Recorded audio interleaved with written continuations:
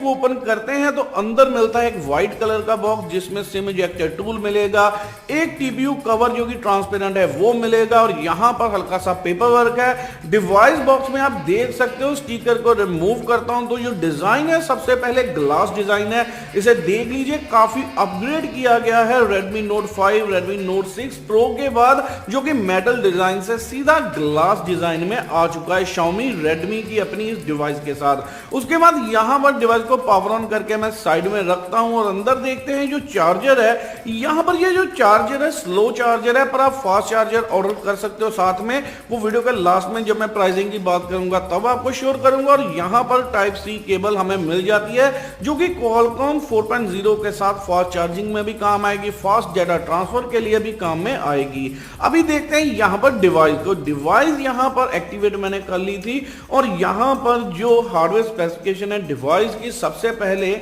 हम LCD के बारे में या फिर डिस्प्ले के बारे में बात करते हैं। तो यहां पर जो साइज है 6.3 इंचेस है, कॉन्फ़िगरेशन सारी मैंने लिख दी है।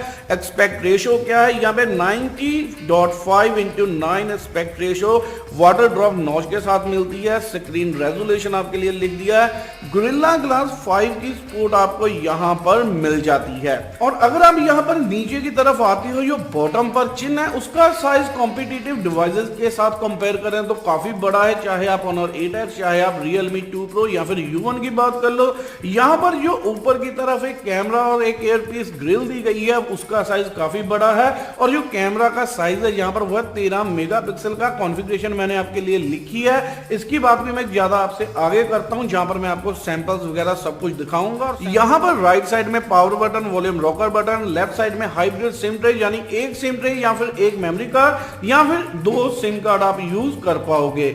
ऊपर की तरफ यहां पर आपको इंफ्रारेड सेंसर, 3.5 मिलीमीटर पोर्ट और सेकंड नॉइस कैंसलेशन वाला माइक मिल जाता है। बॉटम पर अगर आप आते हो एक माइक, एक स्पीकर और टाइप सी पोर्ट मिल जाती है, फास्ट चार्जिंग सपोर्ट करेगी। उसके बाद पीछे अगर आते हैं तो आप देखोगे जो डिजाइन है काफी बढ़िया है। रेड ग्रेडियंट कलर यहां पर मैंने लिया है और जो पैनल का कलर है वो भी यहां पर मैच है इसके ग्लास कलर को अगर हम कंपेयर करते हैं। यहां पर जो मेन फीचर है वो है कैमरा। 48 मेगापिक्सल का कैमरा है जो कि नोकिया प्रीव्यू के बाद ये पहली बार किसी वी वेंडर ने इतना बड़ा कैमरा दिया है। जो इसका सेंसर साइज है एक्चुअल में 0.8 माइक्रोमीटर है। मल्टी कोर में सीपीयू का वो है 1620, 1339, 5845 और 4921, 5625 और 4570 यहां पर जीपीयू का स्कोर है। और जल्दी ही यहां पर मैं एक गेमिंग रिव्यू भी बनाऊंगा